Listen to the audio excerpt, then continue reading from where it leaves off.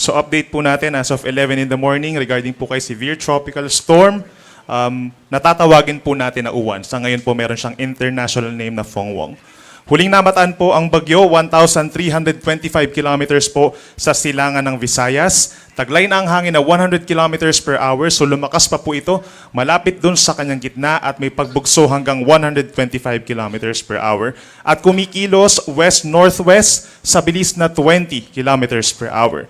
Kung mapapansin po nila, napakalawak po nitong bagyong ito with a radius of around 720 kilometers. So yung buong diameter po niya naglalaro sa 1,400 to 1,450 kilometers, which is approximately yung 1,400 is like a distance po from Batanes down to the northern tip of Zamboanga.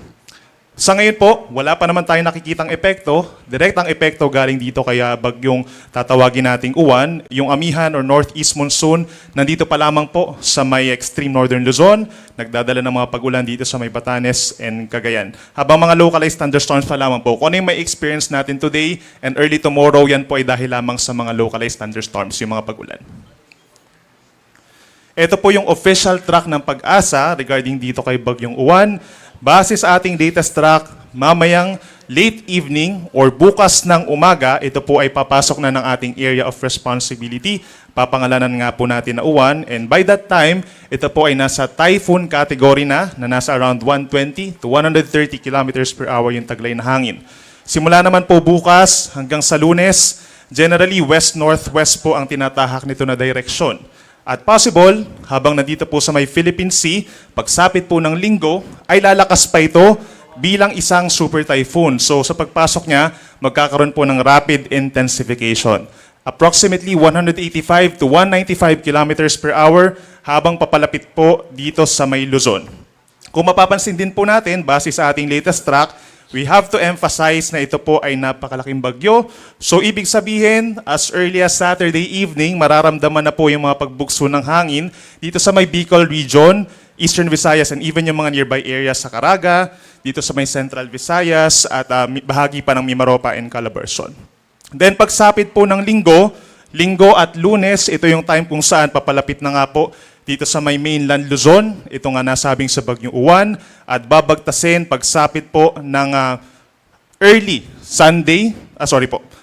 Sunday or early Monday, posible siyang tumama sa kalupaan ng Aurora or Isabela. Then pagsapit ng Lunes ng Monday, ito po ay Lunes ng umaga po, ay nandito siya sa may West Philippine Sea and afterwards mananatili dito sa may parting northern portion ng West Philippine Sea and Balintang Channel. Yung ating track, mas lumiliit po yung ating cone of probability, meaning ito po talaga yung kanyang tatahakin na direksyon sa loob po ng 2 hanggang 3 araw. And sa pagtawid po niya sa kalupaan, possibly pagsapit po ng Monday, may chance na bahagyang bumaba pa ito at magtagal sa ating area of responsibility or mag-recurve po, no? So ibig sabihin ng pag-recurve, aangat or magno-northward direction, then bahagyang kikilos po pa northeastward at maaring tumama po or bumalik dito sa may parting Taiwan, no, sa loob ng ating area of responsibility. So lagi tayong tumutok. Again, inuulit natin, magiging malakas, 185 to 195 kilometers per hour. Yung kanyang estimated po na radius sa ngayon is 720 kilometers. At yung paglapit po niya, more or less, nasa ganun din po yung magiging radius niya. So kung ipo-project po natin yung ganito kalawak po na bagyo na may dalang malakas na hangin at ulan, basically, most of Luzon and Visayas po talaga maapektuhan ng malakas na hangin at malakas ng ulan with direct emphasis or with strong emphasis again dito sa may Eastern Visayas, Bicol region. Halos direct hit na rin po, no, kung tutuusin dito sa may parting Catanduanes. And then Metro Manila, mga nearby areas din po maapektuhan directly nitong bagyong ating binabantayan na si Uwan. As a review, papasok po siya later tonight or tomorrow early morning. Magkakaroon ng close approach sa may Samar Island and Bicol region Sunday ng umaga hanggang tanghali. At possible siya maglandfall sa may Aurora on late Sunday. Sunday and Monday, pinakang crucial part po. Sa ngayon, wala pa tayong nakataas sa tropical cyclone wind signals or babala sa hangin. Pero posible po itong itaas as early as this afternoon or mamayang gabi. Dito sa may Bicol region and Eastern Visayas, magsisimula po tayo with signal number 1.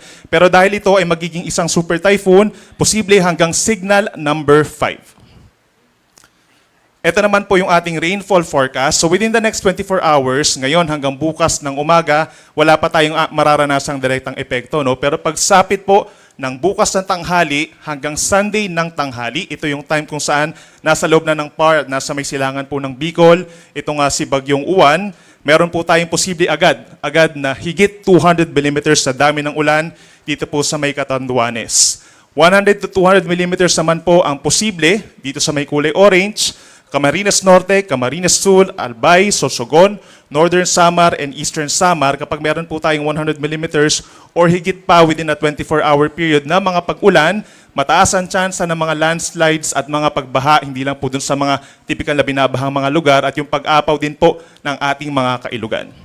Meron naman po tayong 50 to 100 millimeters na dami na ng pag-ulan simula po bukas ng tanghali dito sa may eastern sides pa po ng Luzon and Visayas.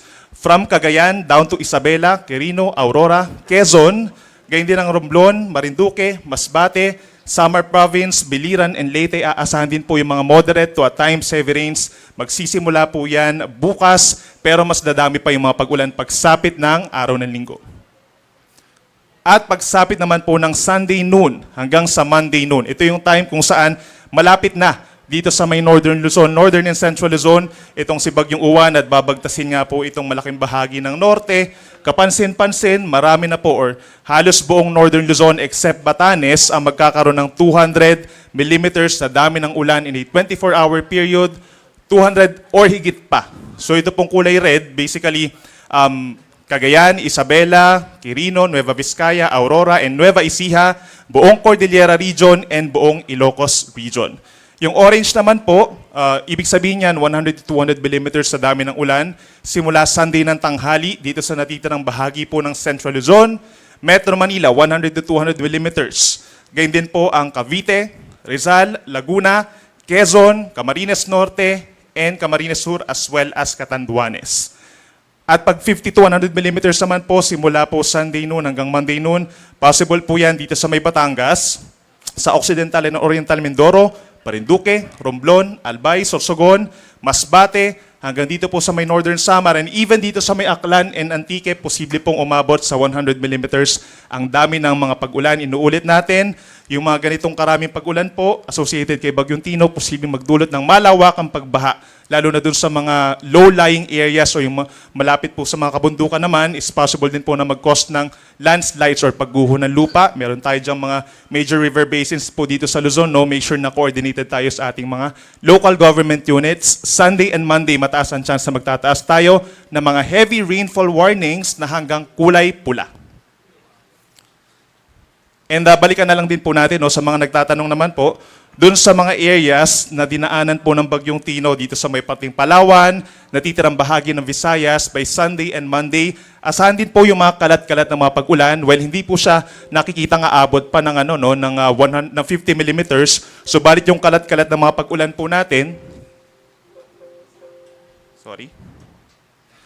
So hindi po siya aabot ng 50 millimeters na nakikita natin so far, no?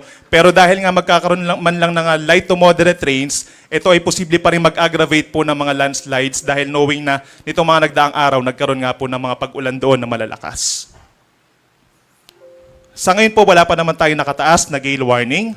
Meron tayong moderate to rough seas na sa ngayon po dito sa may parting extreme northern Luzon at sa silangang baybayin po ng Luzon and Visayas. Pero starting po tomorrow, magtataas tayo ng gale warning dito po sa mga baybayin ng Bicol Region and Eastern Visayas. Magsisimula po yan sa mga 5 metrong taas ng mga pag-alon. So most likely magkakaroon na ng mga sea travel suspensions starting tomorrow at magtatagal po yan sa araw ng Lunes habang dumatawid po itong si Bagyong Uwan sa may Luzon.